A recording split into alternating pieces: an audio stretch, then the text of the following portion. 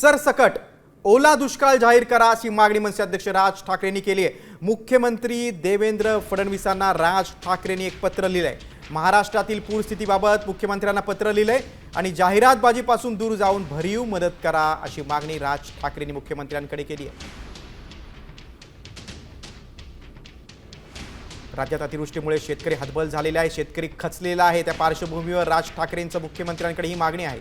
ओला दुष्काळ जाहीर करा अशी मागणी राज ठाकरेंनी केलेली आहे। मराठवाड्यात शेतकऱ्याला मोठा फटका बसलेला आहे। सर्वत्र ओला दुष्काळ जाहीर करण्याची मागणी होते।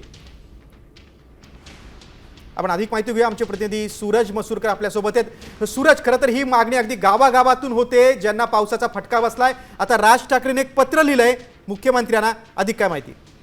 निश्चितपणे राज्यभरात जे दुष्काळाचं सावट जे शेतकऱ्यांवरती पडलेलं आहे त्याच ह्याला घेऊन राज ठाकरेंनी मुख्यमंत्र्यांना पत्र लिहिलेलं आहे।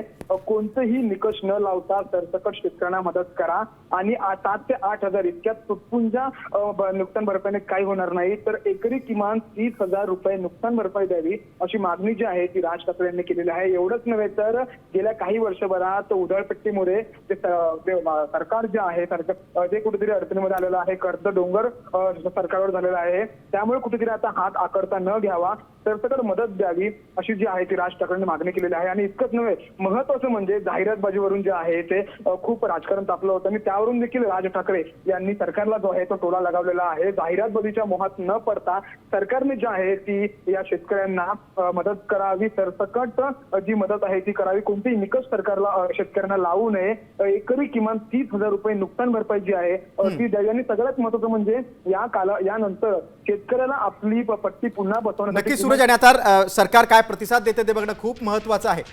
राज्यात ओला दुष्काळ जाहीर करण्याची मागणी राज ठाकरेंनी केलेली आहे। आता isakal.com आहे देशातील नंबर 1 ची मराठी न्यूज वेबसाईट। प्रत्येक अपडेटसाठी isakal.com ला नक्की भेट द्या।